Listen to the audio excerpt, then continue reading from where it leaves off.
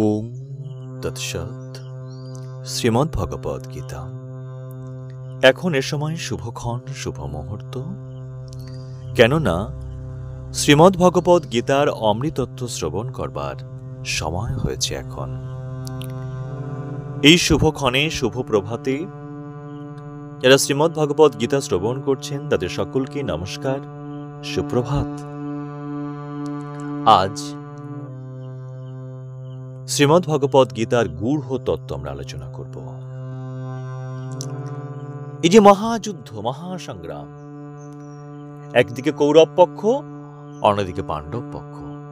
এই কৌরব পক্ষ বা পাণ্ডব পক্ষ আসলে কে বা কারা? এদের আড়ালে কোন তত্ত্ব লুকিয়ে আছে, সেই সত্য আমরা জানব, বুঝব। এবং সাধন জগতে এই কৌরব পাণ্ডব পক্ষ বলতে আমরা কি বুঝি তা আমরা উপলব্ধি করব, বুঝতে আজকে আমরা জানব। মহাভারতের এই যে যুদ্ধ, এই রক্তক্ষয়ী সংগ্রাম, এই যুদ্ধ কোনো মানুষের মনে হিংসার সঞ্চার করে না, বরং এই যুদ্ধ থেকে যে শিক্ষণীয় বিষয় তা মানুষের জীবনকে সমৃদ্ধ করেছে এবং অমৃতত্বের স্বাদ দিয়েছে। এই যে গীতার এই যে মহাভয়ঙ্কর যে যুদ্ধ, এই যুদ্ধ কোনো রক্তক্ষয়ী স্থূল সমর নয়, রক্তক্ষয়ী কোনো সংগ্রাম নয়, যুদ্ধ নয়। এই যুদ্ধ প্রত্যেকের মধ্যে সর্বদাই হচ্ছে। কৌরব পক্ষ হল প্রবৃত্তির পক্ষ, আর পাণ্ডব পক্ষ হল নিবৃত্তির পক্ষ। প্রবৃত্তি মানে ক্রোধ, স্বার্থ, ক্রোধ, লোভ, মোহ, অহংকার, এটা হচ্ছে প্রবৃত্তির পক্ষ। আর পাণ্ডব পক্ষ হল নিবৃত্তির পক্ষ, দয়া, ক্ষমা, পবিত্রতা, শান্তভাব, অহিংস, এই পক্ষ। তো কৌরব পক্ষ হল প্রবৃত্তির পক্ষ, আর পাণ্ডব পক্ষ হল নিবৃত্তির পক্ষ। কৌরব পক্ষ অর্থাৎ প্রবৃত্তির পক্ষ বলছে যে জাগতিক যা কিছু সুখভোগ আছে আমি সবই তোমাকে দেব, তুমি আমার পক্ষ অবলম্বন করো। আর নিবৃত্তি পক্ষ বা পাণ্ডব পক্ষ বলছে তুমি যদি প্রবৃত্তির পক্ষ বা কৌরব পক্ষে যোগদান করো তাহলে চিরসুখ বা চিরশান্তি তুমি লাভ করতে পারবে না। তুমি আমার পক্ষ অবলম্বন করো, আমি তোমাকে চিরসুখ বা চিরশান্তি দেব। এই যে কৌরব বা পাণ্ডব পক্ষ অর্থাৎ প্রবৃত্তির পক্ষ এবং নিবৃত্তির পক্ষ, এই দুই পক্ষের লড়াই হল মহাভারতের লড়াই। এ লড়াই মানব হৃদয়ে অনন্তকাল ধরে চলছে। একদিকে প্রবৃত্তি, একদিকে নিবৃত্তি, একদিকে ভালো, একদিকে মন্দ। এ লড়াই মানব হৃদয়ে অনন্তকাল ধরে চলছে। আর এই মহাযুদ্ধে নিবৃত্তি পক্ষের দিকেই স্বয়ং ভগবান আছেন, বা পাণ্ডব পক্ষ আর নিবৃত্তি পক্ষের দিকেই স্বয়ং ভগবান ছিলেন। এবং এই নিবৃত্তি পক্ষ বা পাণ্ডব পক্ষেরই কিন্তু জয় হয়েছিল। তাই যদি আপনি জয়লাভ করতে চান এই জীবন সংগ্রামে, এই জীবন সংগ্রামে যদি আপনি জয় লাভ করতে চান, চিরশান্তি, চিরসুখ অর্জন করতে চান, এই সংসারে দুঃখ যন্ত্রণা, এই সংগ্রামময় জীবনের দুঃখ যন্ত্রণা থেকে মুক্তি লাভ করতে চান, পরম আনন্দ লাভ করতে চান, অমৃত প্রাপ্ত হতে চান, তাহলে এই নিবৃত্তি মার্গে আপনাকে গমন করতে হবে।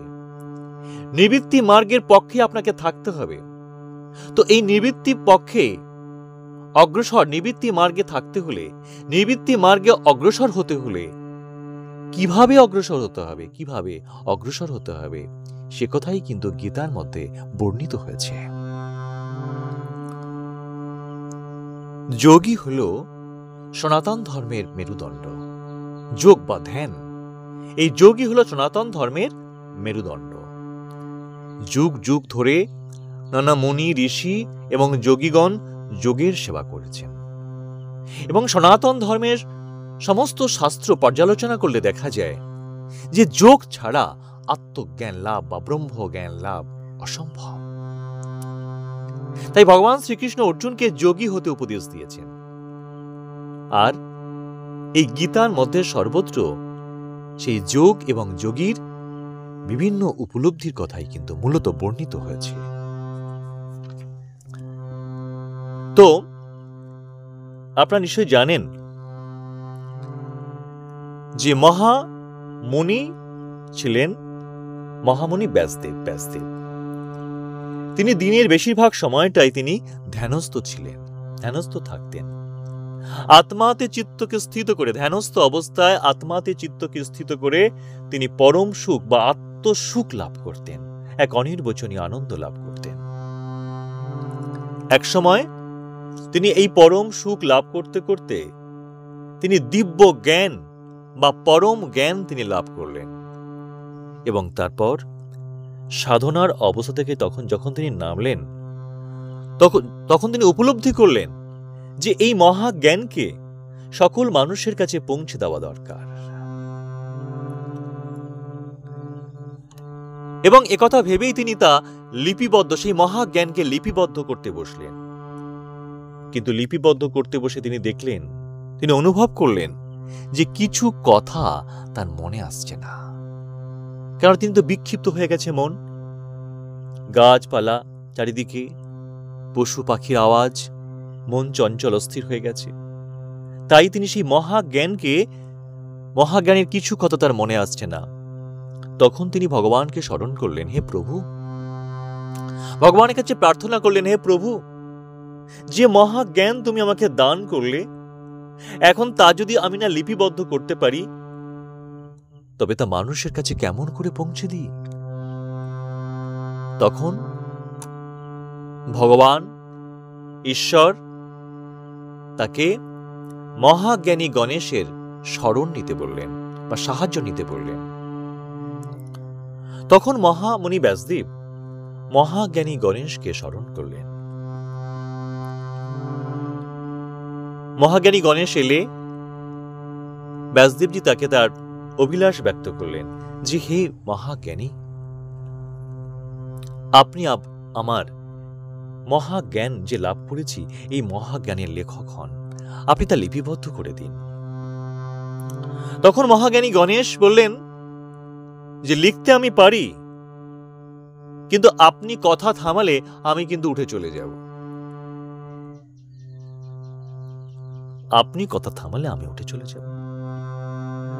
শোনা যায় মহামুনি ব্যাসদেব মহাজ্ঞানী গণেশের এই শর্ত মেনে নিয়েছিলেন। এবং মহামুনি ব্যাসদেব একটি শর্ত দিয়েছিলেন মহাজ্ঞানী গণেশকে, বলেছিলেন যে আমি তো ধ্যানস্থ অবস্থায় সেসব লাভ করেছি, সেই মহাজ্ঞান, সেই দিব্য জ্ঞান, আর আমি সেই ধ্যানস্থ অবস্থায় আপনাকে সেই পরম তত্ত্ব বা পরম জ্ঞান আমি বলবো। কিন্তু যদি কিছু ভুল বলে থাকি, আপনি কিন্তু না বুঝে লিখবেন না, আপনি কিন্তু বুঝে লিখবেন। আমি কি বলতে কি বলবো, আপনি কিন্তু আমি মহাজ্ঞানী, আপনি না বুঝে লিখবেন না। শোনা যায় মহাজ্ঞানী গণেশ মহামুনি ব্যাসদেবের সেই শর্ত মেনে নিয়েছিলেন।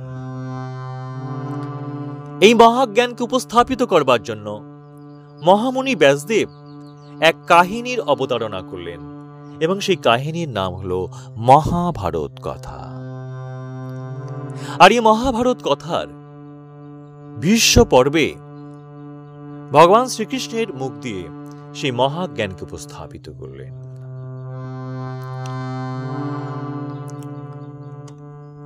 এবং এই মহাজ্ঞানকে উপস্থাপিত করবার জন্য শ্রীমদ্ ভগবদ গীতার প্রথম যে শ্লোক, সেই শ্লোকটি আওড়িয়েছিলেন মহামুনি ব্যাসদেব। প্রথম শ্লোক আওড়ালেন, যেখানে হস্তিনাপুরের রাজসভা,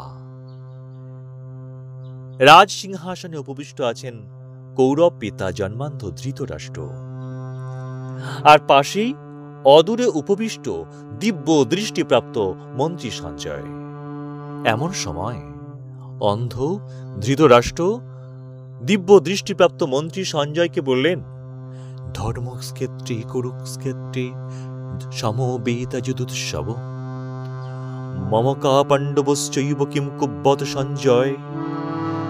বললেন, হে সঞ্জয়, দুর্যোধনাদি মম পুত্রগণ, আর যুধিষ্ঠির আদি পাণ্ডুপুত্রগণ ধর্মক্ষেত্রে কুরুক্ষেত্রে যুদ্ধের জন্য সমবেত হইয়া এতক্ষণে তারা কি করলেন?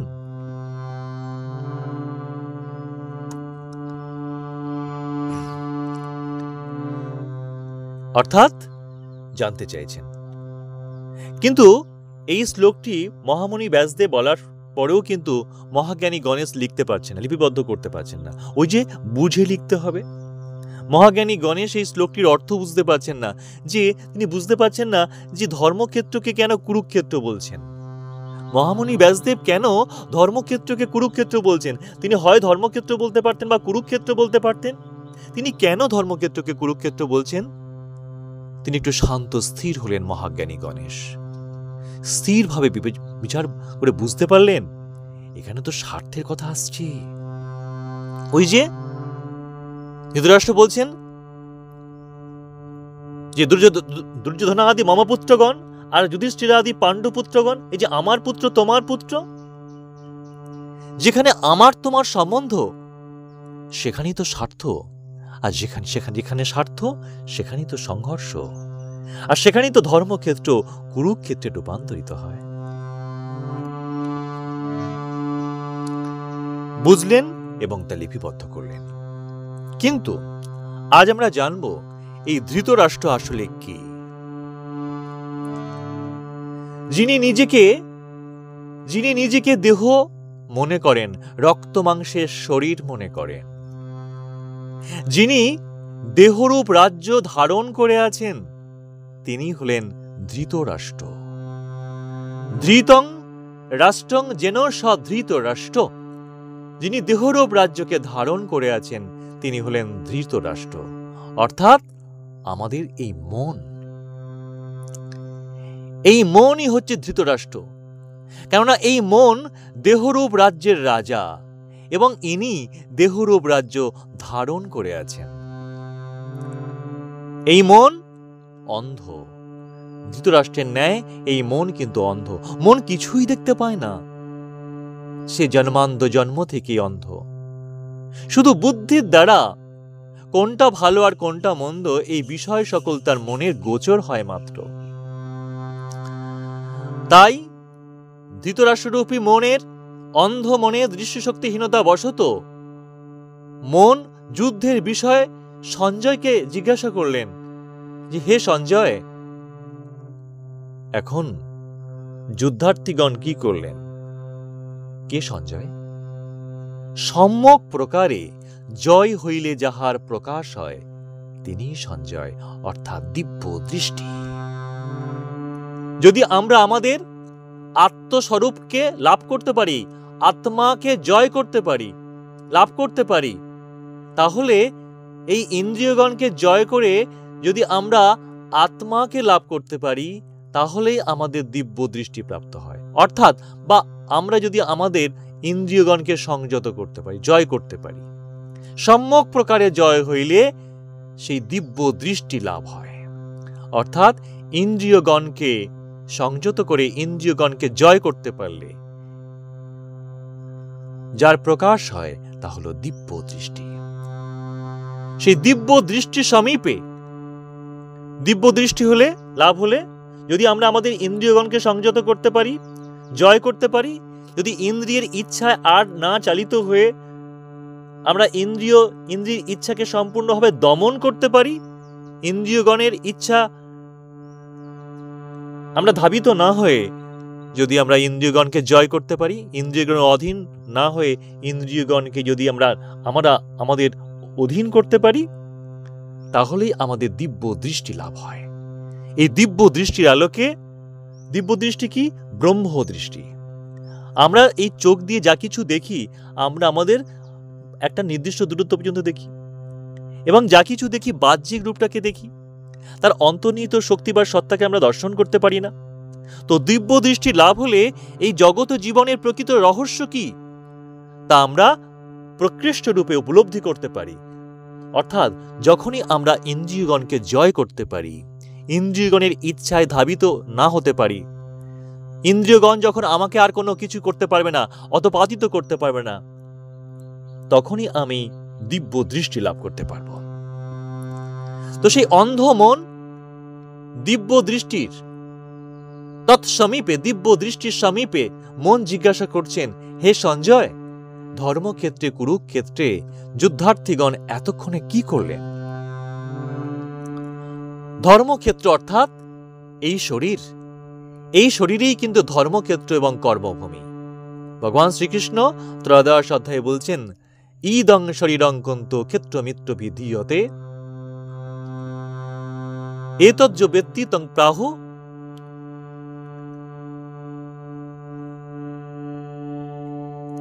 এতজ্জ ব্যক্তি তং প্রাহু ক্ষেত্র এতজ্জ ব্যক্তি তং প্রাহু। আমি শ্লোকটি মনে আসছে না, তো যেটা বলছেন ইদং শরীরং কন্তু ক্ষেত্রমিত্র বিধীয়তে, এই শরীরই ক্ষেত্র নামে অভিহিত হয়। এবং এই ক্ষেত্রকে যিনি জানেন তিনিই হলেন ক্ষেত্রজ্ঞ। তো ভগবান শ্রীকৃষ্ণ বলছেন এই শরীরই ক্ষেত্র নামে অভিহিত হয়, ইদং শরীরং কন্তু। তো এই শরীরই ধর্মক্ষেত্র এবং কর্মভূমি, কারণ ধর্ম এবং কর্ম এই শরীরই হইয়া থাকে। ধর্ম অর্থাৎ জীবের প্রতি দয়া, যাহাতে জীবের রক্ষা বা পোষণ হয়, এমতো কার্যের নামই হলো দয়া বা ধর্ম। ধর্ম অর্থাৎ জীবের প্রতি দয়া, যাহাতে জীবের রক্ষা বা পোষণ হয়, এমতো কার্যের নামই হলো দয়া বা ধর্ম। অর্থাৎ ধর্ম বলতে যাহাতে জীবের রক্ষা বা পোষণ হয় তাহাই হলো ধর্ম।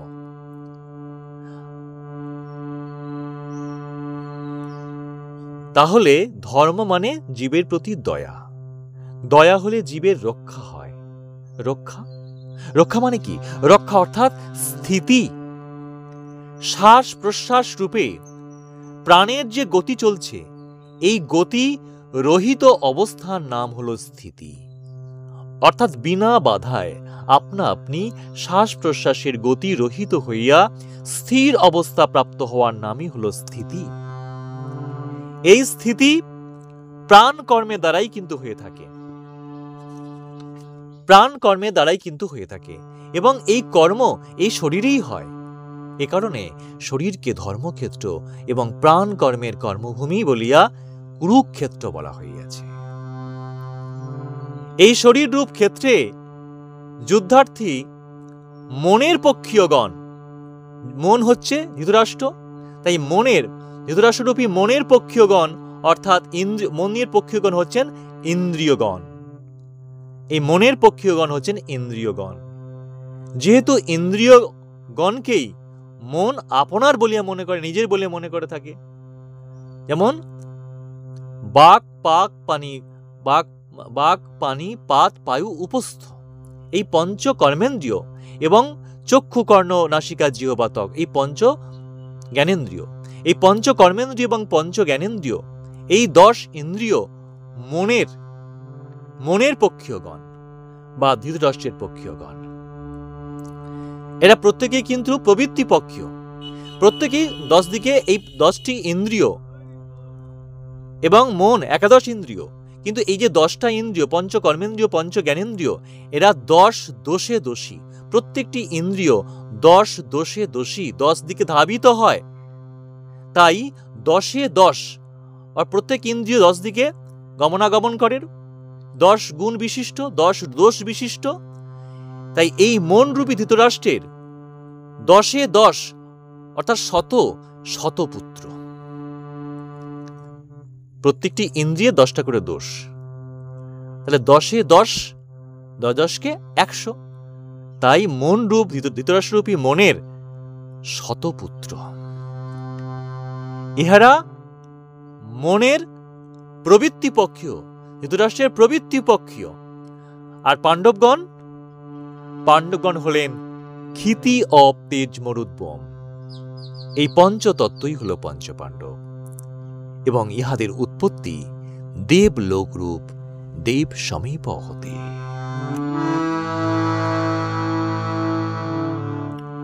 আজ এ পর্যন্তই।